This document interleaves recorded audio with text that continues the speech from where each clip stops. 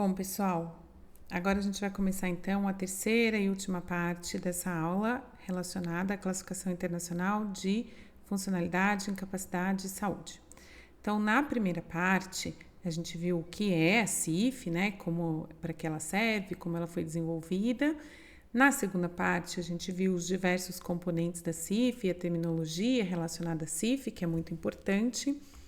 E agora a gente vai ver efetivamente como é que a gente faz essa classificação, como é que aparecem os números e as classificações que a gente pode, né? E a gente vai precisar aí usar eventualmente.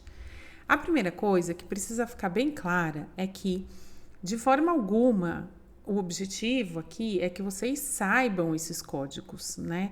É muito mais importante que essa altura do campeonato vocês já tenham manipulado a CIF e que vocês já tenham conhecido um pouco mais ela, para que vocês consigam entender e saber se o meu paciente apresenta uma disfunção tal, se ele apresenta uma dor lombar, como é que eu vou classificar essa dor dentro da CIF? Ok, essa dor vai ser uma dor, é estrutura, é função, é atividade, é participação. Se o meu paciente tem uma queixa de que ele não consegue mais comer junto com a família dele, como é que eu vou classificar isso? Eu vou classificar isso como uma limitação de atividade, uma restrição de participação. Então, isso é muito mais importante. É isso que a gente tem que entender, né, para a gente conseguir manusear e utilizar a CIF no nosso dia a dia. Outra coisa que é bastante importante que fique registrado é que a CIF ela não é uma ferramenta de avaliação, tá? Como o próprio nome já diz, não sei se isso ficou claro nas outras aulas, mas eu gostaria de reforçar. A CIF não é uma ferramenta de avaliação, a CIF é uma ferramenta de classificação. Então, a gente usa a CIF para classificar a partir da avaliação que a gente fez.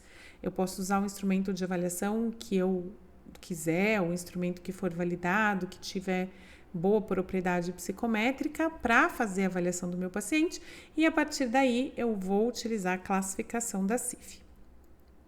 Como o próprio nome já diz, ela é uma classificação e a gente vai precisar, né, de alguma forma, colocar então os códigos aí para que essa conversa aconteça. No dia a dia, isso vai ser muito mais frequente quando você estiver conversando com outro paciente, com outro profissional, ou quando você, por exemplo, precisar encaminhar esse paciente para algum tipo de serviço, algum tipo de atendimento ou algum tipo de direito que esse paciente tenha.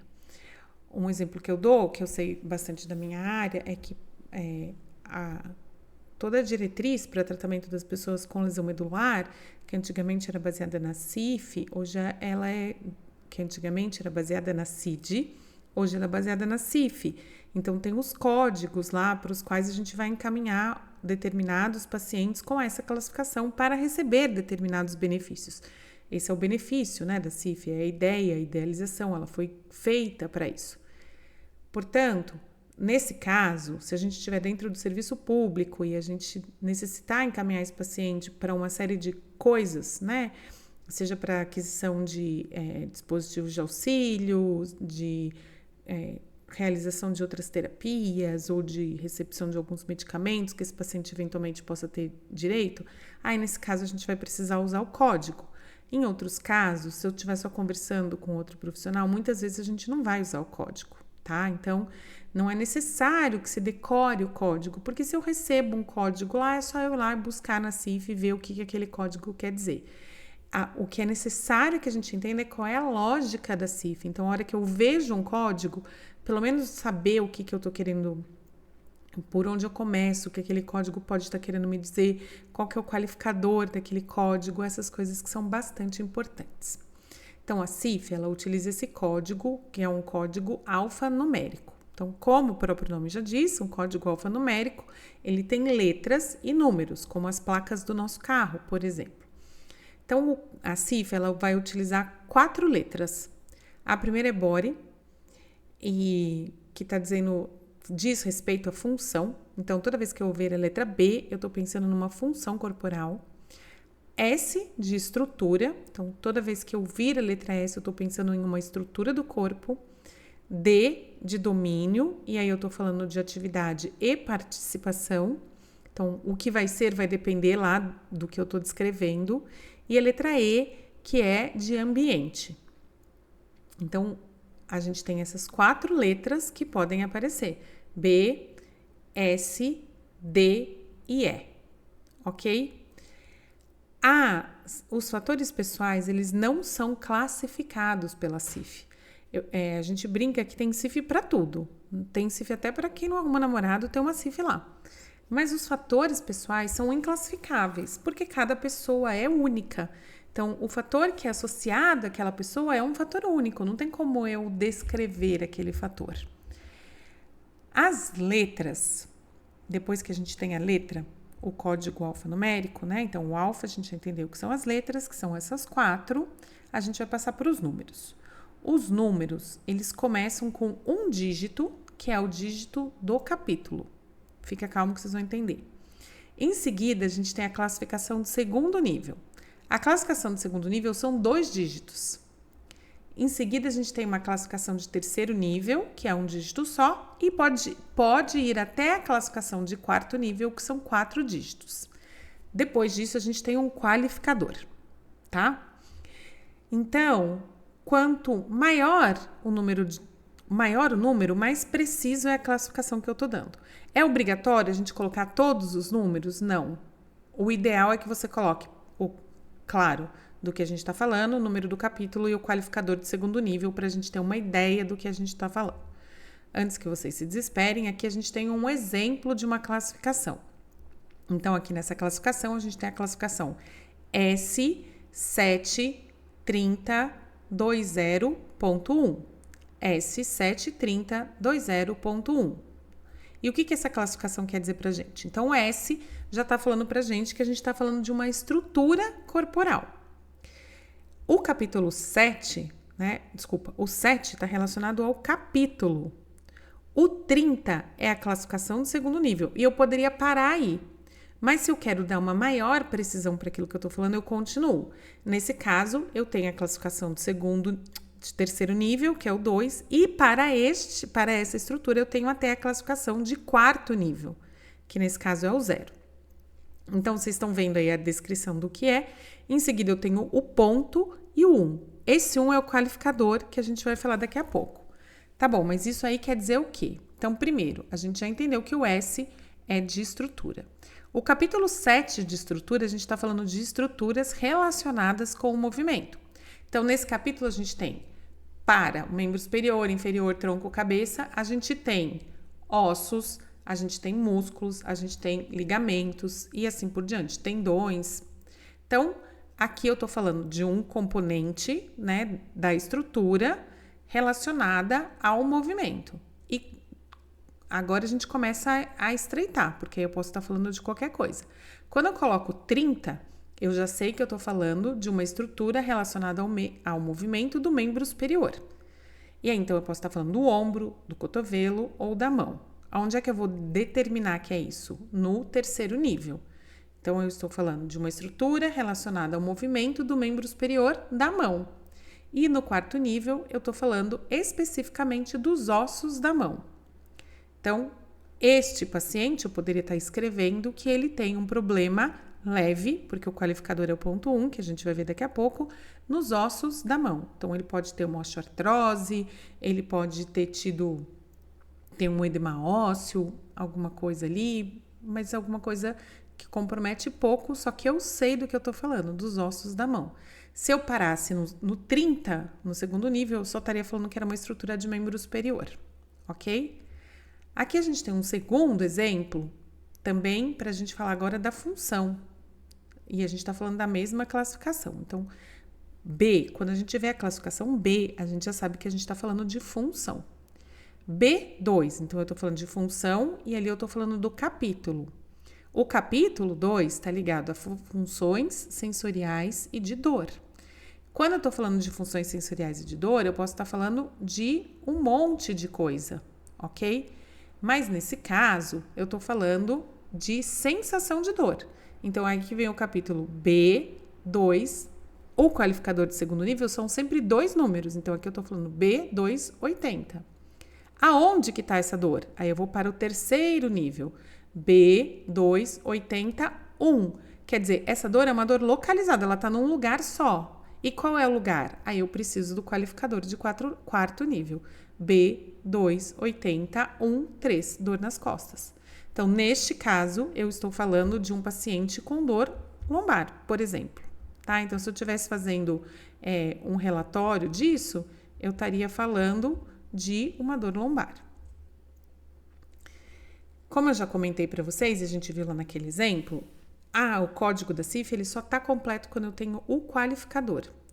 O qualificador ele vai indicar a gravidade do problema.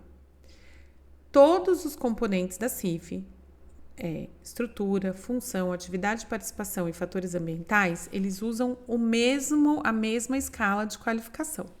Então, por exemplo, se eu tenho o qualificador ponto zero, significa que aquela estrutura, aquela função, aquela atividade, a participação ou aquele fator ambiental não é um problema, ok? Se eu tenho o qualificador ponto 1, é um problema leve, ou seja, tem um comprometimento de 5 a 24% daquele domínio. Se eu tenho o qualificador ponto 2, eu estou dizendo de um problema moderado, ou seja, eu tenho uma interferência, né, da doença, da incapacidade, o que quer que seja, de 25 a 49% naquilo que eu estou classificando. Se eu tenho um problema grave, o qualificador ponto 3, e eu estou falando de 50 a 95% de comprometimento.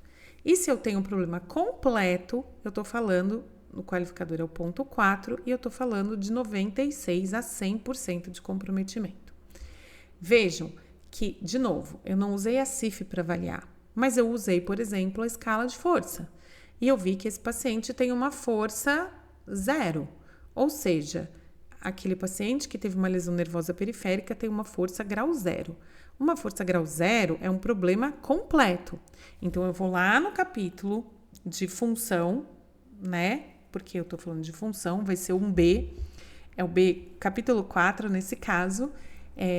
E a gente vai procurar ali onde eu tô falando de força muscular, por exemplo, do membro superior. E esse paciente vai ser um B4, alguma coisa, e eu vou descrevendo. O importante é que o qualificador, nesse caso, vai ser ponto 4, ou seja, ele perdeu completamente a força muscular. Não, ele está com uma diminuição da força muscular, ele está com uma força grau 4. Então, ele tem um problema leve na força muscular. Daí, nesse caso, a gente já colocaria ponto 1, ok? A gente ainda tem 2 outros qualificadores, que é o ponto 8, que não foi especificado. Então, de repente, você, por alguma razão, não avaliou aquilo. E o ponto 9, que é um qualificador que aquela função ou aquela estrutura, o que quer que seja, não se aplica para aquela pessoa. Então, o exemplo mais clássico de tudo isso é um careca pentear o cabelo. Esse paciente, ele nunca vai ter um problema para pentear o cabelo, porque não é uma tarefa que se aplica à vida dele, ao dia a dia dele. Quando a gente está falando dos fatores ambientais, a gente conversou isso na aula passada, que a existência de alguma coisa não torna aquele fator ambiental, né, por si só uma barreira ou um facilitador. A gente precisa entender, dentro do contexto de vida de cada pessoa, se aquilo é uma barreira ou se é um facilitador.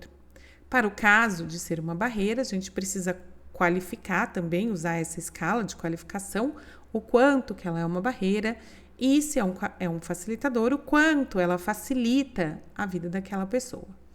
Se vocês lembram, lá na primeira aula, a gente viu uma foto de um senhor que estava na praia com uma cadeira de rodas própria para a praia, então tinha uma roda mais curta, um pneu mais curto, né, um diâmetro mais curto da roda, com uma roda bastante larga, que é o que facilita bastante para não afundar na areia, né? O problema da cadeira de rodas é que ela é muito fina, faz muita pressão, ela afunda na areia. Mas aquela lá não. Então, e aquele senhor tinha uma pessoa que o estava empurrando. Então, se a gente estivesse avaliando, por exemplo, a atividade de ir na praia, ou, né, a participação de ir à praia, encontrar com os amigos, por exemplo, talvez essa pessoa no qualificador participação, ela não tivesse problema. A gente ia colocar lá ponto 0. Mas aí a gente ia precisar avaliar os fatores ambientais, porque nesse caso a gente teria, né, a cadeira de rodas, que é um facilitador, que está permitindo que essa pessoa vá à praia. E a gente tem o acompanhante, né, familiar, por exemplo, que também está levando aquela pessoa para, então também é um facilitador. Mas eu vou pegar esse exemplo da cadeira de rodas para voltar no exemplo de que nem tudo é absolutamente um qualificador, né, um facilitador, desculpa, ou uma barreira. Por quê? Vamos imaginar uma pessoa que fez uma cirurgia de prótese de quadril. E essa pessoa, pelo tempo, hoje ela já está liberada para fazer caminhada com o andador. Então, ela já pode andar com o andador. E isso é extremamente favorável. É importante que ela ande com o andador. Aquele tecido ali, aquele músculo, ele precisa receber estímulo. Aquela pessoa precisa da carga ali naquele local, até para fazer mesmo a solidificação ali da prótese dentro do osso. Só que essa pessoa, por alguma razão, ou a família tem medo, ou o cuidador tem muito medo, ou a própria pessoa tem medo, ela está andando de cadeira de rodas para todos os lugares que ela vai. Então, nesse caso, ter a cadeira de rodas ali, para esta pessoa que já deveria, mais do que poderia, estar andando de andador, neste caso, a cadeira de rodas é uma barreira, ok? Então, novamente, como é que eu vou saber? A partir do contexto de vida de cada pessoa. Tudo bem? Então, mas eu preciso qualificar isso lá na CIF. E eu preciso estar olhando ali e entender se a cadeira de rodas é um qualificador ou é uma barreira. Um facilitador ou é uma barreira. E eu vou saber isso como? Se depois, da descrição lá do fator ambiental, eu tenho um ponto, eu estou diante de uma barreira. Se depois da descrição do código do fator ambiental eu tenho um sinal de mais, eu estou diante de um facilitador, tá? Então, eu vou colocar lá o quanto que aquilo é uma barreira e o quanto que aquilo é um facilitador. Então, assim, ó, gente, como é que eu vou olhar as coisas? Carla, você escreveu aí no slide CIF para avaliação e você passou metade da aula dizendo que não era para a gente avaliar os pacientes com isso. E realmente não é. Ok? Aqui o que a gente está falando é como é que eu vou olhar cada um desses componentes durante a avaliação. Então, por exemplo, estrutura e função, eu vou olhar para as funções motoras e, se couber, para as funções não motoras daquele paciente. Quando eu estou falando das atividades, eu vou avaliar as atividades de vida diária, as atividades de vida instrumental. Quando eu estiver falando, e para isso eu posso ou não usar instrumentos, tá? Então, eu tenho, por exemplo, o índice de Bartel, que avalia muito bem a atividade de vida diária para pessoas que tiveram AVC. Se houver uma escala para aquele paciente, para aquela patologia que você está usando, fique à vontade, use-a, quantifique, isso é muito importante. Também a gente está falando depois da avaliação dessa pessoa na participação, né? Então, como essa pessoa engaja, interage com a família, com a comunidade, com a sociedade de uma maneira geral. E dentro do contexto de vida de cada pessoa, quais são os fatores físicos, humanos e sociais, que aí a gente está falando dos fatores ambientais, que podem atrapalhar ou ajudar essa pessoa. E também, dentro dos fatores pessoais, a gente buscar na história informações da pessoa, informações do histórico de saúde, lembrando que as doenças que aquela pessoa tem ou já teve, não relacionadas a esse problema que a gente está falando agora, são as que a gente vai tratar. Os hábitos dessa pessoa, os vícios, os valores e crenças, isso é muito importante que a gente entenda. E os planos para o futuro para essa pessoa. Se houver um meio da gente medir isso, da gente perguntar. Então, pessoas com doença de Parkinson, por exemplo, muitas vezes, pacientes neurológicos de uma maneira geral, e a gente pode encontrar isso em idosos, são pessoas que às vezes têm muito medo de cair. Então, aqui, se a gente faz uma escala, de confiança de quedas, isso aqui poderia ser um fator pessoal, porque aquilo tem a ver o quanto que aquela pessoa acredita nela. Se a gente usa uma escala de autoeficácia, que é uma escala que vai avaliar o quanto aquela pessoa acha que ela é capaz de resolver o problema dela, aqui, então, isso também seria um fator pessoal, tá? Quando a gente pode quantificar alguma coisa, é muito importante que a gente consegue depois avaliar o impacto da nossa terapia naqueles fatores. E isso é extremamente importante. Também é muito importante para a gente traçar os objetivos, né? Muitas vezes, num primeiro momento, quando a gente recebe aquele paciente, é um momento de muita catastrofização. A vida daquela pessoa mudou muito, né? Se a gente está falando de alguma coisa que se instalou agudamente ali, um trauma, de repente era um atleta que estava se preparando para um contrato novo e ele sofreu uma lesão de LCA, então aquilo ali, naquele momento, é muito catastrofizador, mas a gente entender como é que aquilo está inserido dentro da vida da pessoa pode ajudar bastante no nosso tratamento, e a CIF ajuda a gente olhar e enxergar isso aqui. Resumindo, para a gente já ir para os finalmente dessa aula, é importante a gente entender que a CIF ela é uma forma de classificação e não de avaliação, que ela está junto lá com a família de classificações do OMS e ela permite uma conversa muito melhor, a determinação de políticas e a gente entender muito melhor quem são essas pessoas, quais são as condições. A CIF ela tem fatores que são relacionados com o corpo da pessoa e fatores que estão relacionados com o contexto da vida da pessoa. Por isso que ela é tão abrangente, é uma classificação que abraça a imensa maioria das situações. Cada domínio tem a sua nomenclatura própria. Então, a gente está falando de estrutura e função, e quando a gente tem um problema de estrutura e função, a gente fala de deficiência. A gente está falando de atividade e participação, e quando a gente tem um problema de atividade e participação, a gente fala limitação de atividade ou restrição de participação. E a gente vai falar dos fatores ambientais, que eles podem ser barreiras ou facilitadores.